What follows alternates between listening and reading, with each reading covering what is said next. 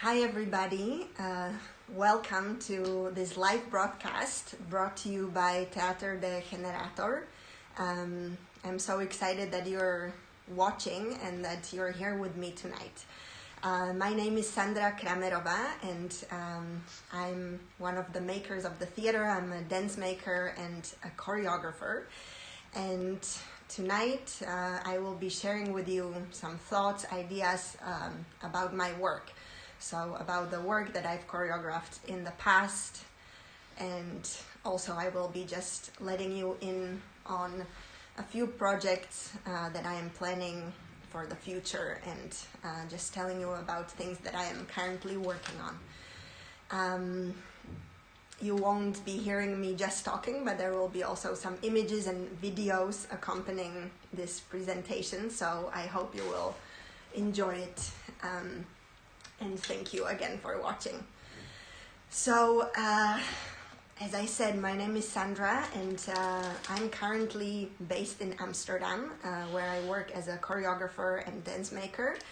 But I am originally from Slovakia, from Bratislava, the capital city, which is where I studied choreography at the University of Performing Arts. And after I finished, I kind of really wanted to dive a bit more into what it actually means for me to be a dancer and dance maker, and how I can kind of gather more tools to express better what ideas I have about dance, and what it is specifically that I want to say with dance, what kind of stories, what kind of ideas and thoughts. So I went to Israel for a year, and I trained there with a kibbutz contemporary dance company. And there I really found this raw, visceral expression that I enjoyed a lot, and discovered kind of new ways of moving, new ways of thinking about dance. From Israel, I went to New York, where I spent another 7 years, again filled with a lot of learning, a lot of making, a lot of dancing with different artists and people. And there I discovered and dived even further into, again, what it is that I want to say with my dances and with my making. So before I left New York and came to Amsterdam, actually the last year of my stay there, I created this evening-length show called Game On. And this show was inspired by sports imagery, as you can see, kind of by the passion that comes up in sports, and that is very present in sport disciplines such as discus throwing, for example, or figure skating or ice skating, and that was really interesting for me to explore, and as a way to explore the movement of these sports disciplines and to bring them into the dances on stage. And that's, I think, also because kind of analyzing my way of making, of who I was as a dance maker and artist, that I learned more about in my master's in dance at Sarah Lawrence College. I kind of found out that I'm really pulled or interested in things that happen in everyday life that actually could be seen as dance. So not so much going from the external shape and form of things, but really just looking for movement and dance in things that already existed, and then kind of looking at the performative element of that. So then from continuing the journey from this sports imagery and the journey from New York to Amsterdam, my latest piece, called About Dance, Fireflies, and the End of the World as We Know It, was a dance lecture, so combining dance and talking, like a TED Talk kind of lecture, I feel like was really interestingly relevant for this time, because especially the title saying that we are approaching a certain end of the world, and here we are finding ourselves in times of pandemic where we have to really reconsider the way we have been living perhaps, and kind of finding a new beginning. And I'm almost scared to come up with new titles now, as I feel like maybe whatever will end up in the title will then happen. So I will probably have to think twice about it going forward. But so this dance lecture was really exploring the question of dance. What does dance mean? What does art mean? And what does it mean in a world that's really fueled and powered by constant progress and this fast tempo, and that is, you know, run by this idea of constant economic growth. So things like dance and activities like dance, where do they belong?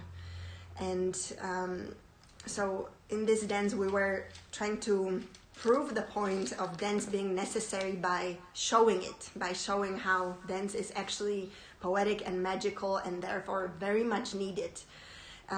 So in this small excerpt you will see me with my colleagues Jordi Ribot-Tunisen and Anastasia Kostner dancing part of this dance lecture. It draws clear lines. Us, them. These lines are placed elsewhere At every turn, but the tendency to oversimplify remains. And maybe the only way to avoid yet another cyclical crisis is... The problem with any form of design is that it necessarily oversimplifies in order to be achievable. It draws clear lines. As them, these lines are placed elsewhere at every turn, but the tendency to oversimplify remains, and maybe the only way to avoid yet another cyclical crisis is to gain awareness that life, the world, the us-them borders are and always will be complex, layered, with holes and windows, allowing thoughts, people, and ideas to sift through. So this little excerpt from the dance lecture Fireflies, we call the rehearsal name for it is Symposium, because it's kind of this argument or discussion about meaning of dance. And this piece, I think, was really an attempt of mine and Jordi and Anastasia's to kind of bring into the dance work also this philosophical and more of a intellectual as well as slightly political message. And that's actually where I feel that my work, I feel connected to the vision of Teatro de Generator, because they are a very politically and socially engaged theater, and together with them, actually, they were co-producers of this show. And last year, in September 2019, they organized a whole festival around this lecture. The festival was called Uselessness of Art Festival. So there were 2 days of different performances and also debates around this idea of art being useful or useless, and we performed this dance lecture kind of as a central event of this festival, and it was a really great and interesting experience. The preview for this festival was performed at Museum de Lakenhal, which is a really beautiful museum in Leiden. So it was a very special experience for us. But this was not the first production that Generator knew from me. We actually met in my previous work, or through my previous work, that was a solo called Ladia. So Ladia was a choreography that I did still back in New York during my master's in dance at Sarah Lawrence College. And in it, I was really looking at the female power, specifically of two main characters. One of them was Lara Croft, and the other one, Nadia Comaneci. So Lara Croft, of course, is a virtual character, and Nadia Comaneci is a real-time Romanian Olympic gymnast. But what I was really appealed by or pulled into from these two women was the idea that they are very powerful, that they embody this constant fight and struggle for accomplishment, for being better, and kind of fight against, well, in case of Lara Croft, whatever is the struggle in the moment, and in case of Nadia Comaneci, just fighting for success, recognition, and just this full mastery of almost inhuman skill. So this piece, in a way, I feel like was very important for me because I was really exploring this embodiment of female strength and power. And I want to show you a little bit of what it looked like through a short video here.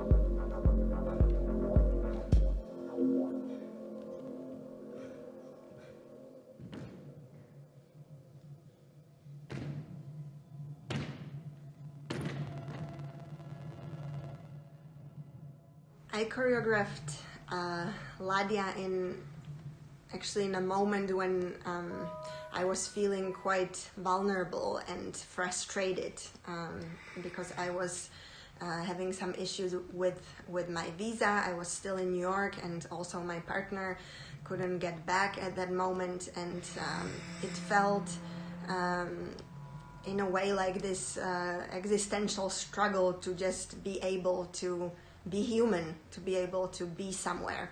And that's why I kind of was just interested in this idea of fighting against this external imposition or power or authority, and specifically expressed in a female body, that I feel like there are a lot of things that women have to hide on maybe daily basis, or depends on their experience, but many times we don't really see how these super heroines and female athletes are actually working very hard behind the facade of perfection and mastership of skill. So after this dance was made for stage, together with my partner Alvaro Congosto, we decided to turn the choreography into a dance film. And that was a whole other journey. So in a way, I initially thought like, okay, it will be very similar to what the choreography was on stage. But the experience of putting it onto the screen, I think kept the essence of the work, of course, because we wanted to tell the same story and use the same physicality for it, but I think it just gained a different, many different layers and another coloring to it. And I also learned so much in the process of making it, because in the stage choreography, I kind of had it build up so that the moments of exhaustion really came kind of naturally, because I was trying to, as I was working with this movement that was not so much focused on form, but more of accomplishing a certain task. So, for example, in one moment I'm trying to jump higher and higher and higher until I cannot jump higher anymore.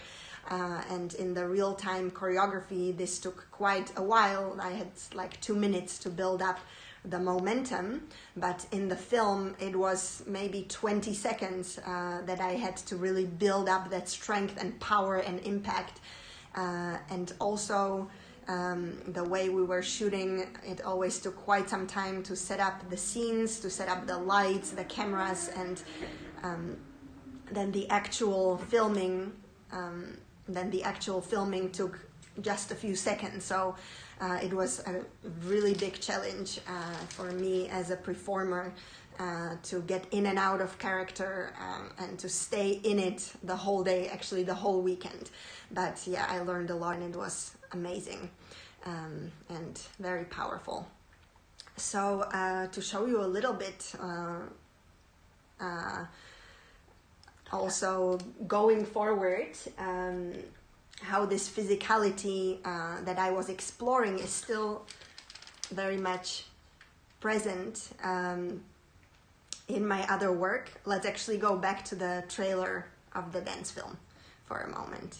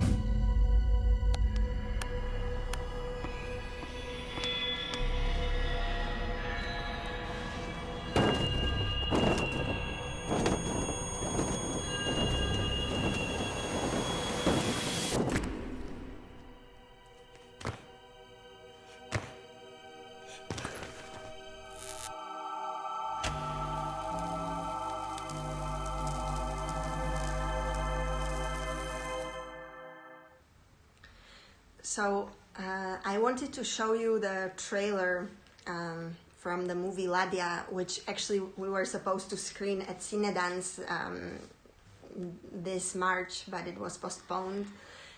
So I hope that you'll be able to see it maybe next year.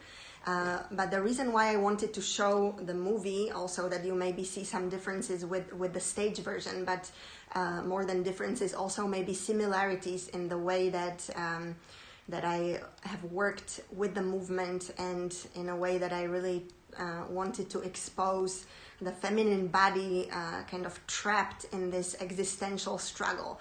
And I also think that this was one of the links why Joanna Tudor, the artistic director of Generator, really connected with my work, or I connected with her work, because I feel like it really expresses this innate female and feminine power and kind of this fight for freedom and acknowledgement. And I think that this striving of mine that I have in this female embodiment of strength and power also goes into the projects that I want to further develop. And currently I am rehearsing and working on another solo that will be that I will perform at Amsterdam Fringe Festival this coming September. And this solo is inspired by massive unison parades called Spartakiada.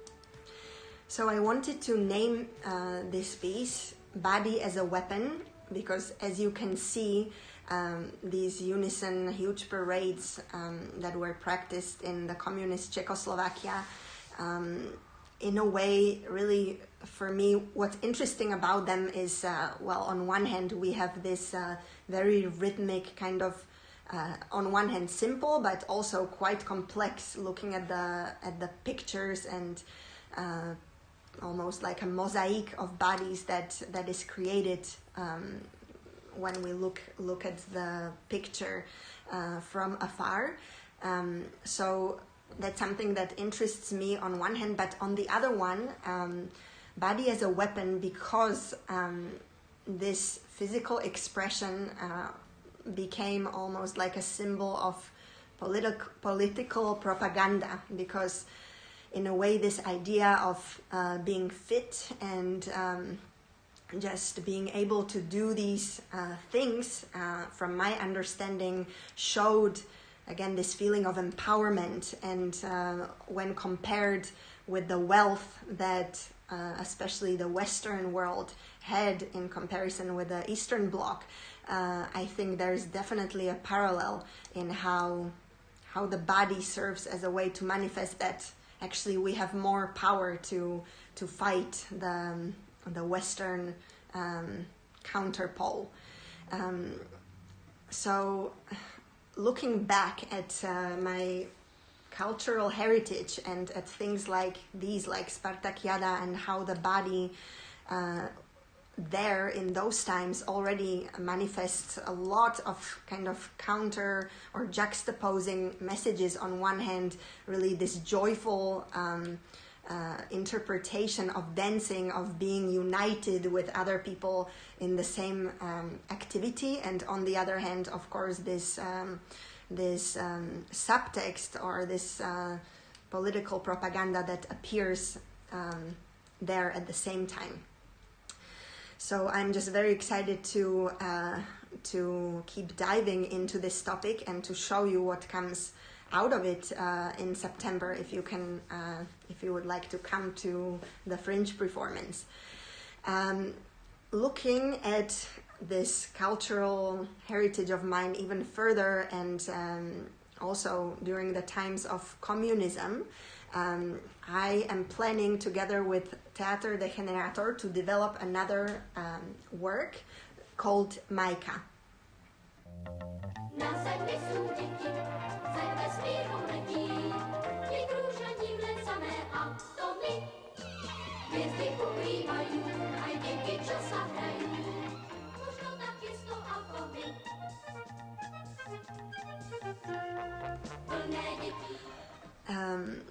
And Majka is a very famous TV show for children that I think everyone in Slovakia knows.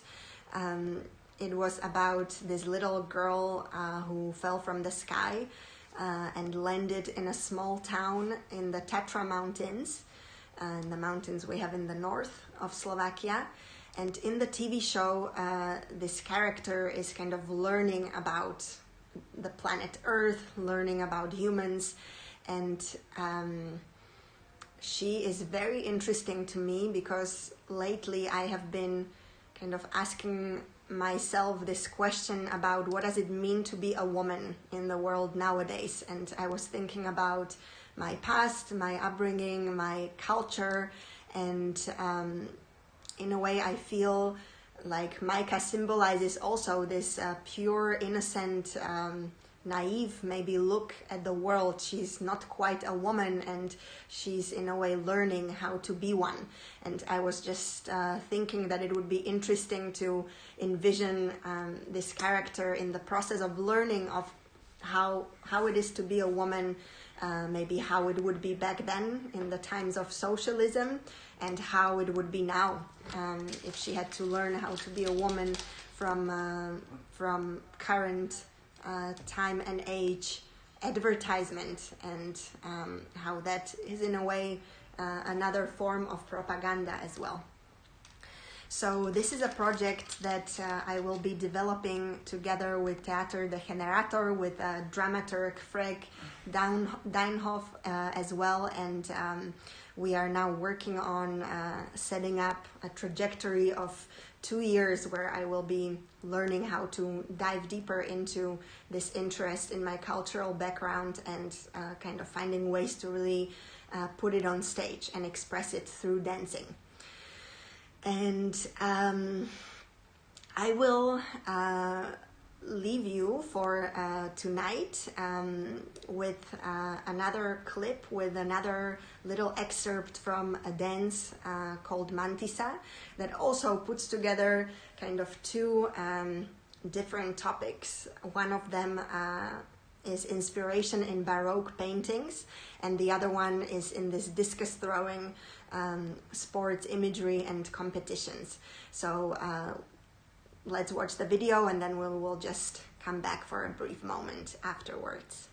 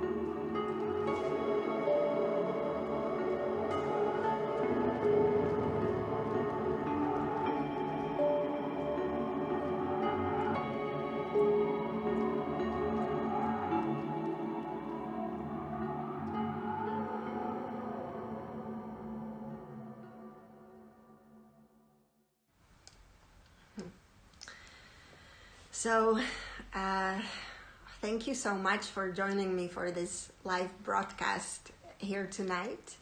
I hope you enjoyed the videos and images and that you had a little taste of my work.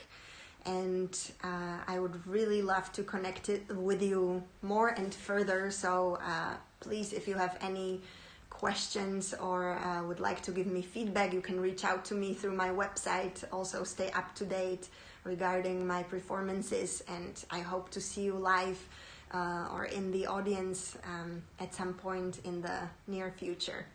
Thank you so much for joining, and take care. Stay safe.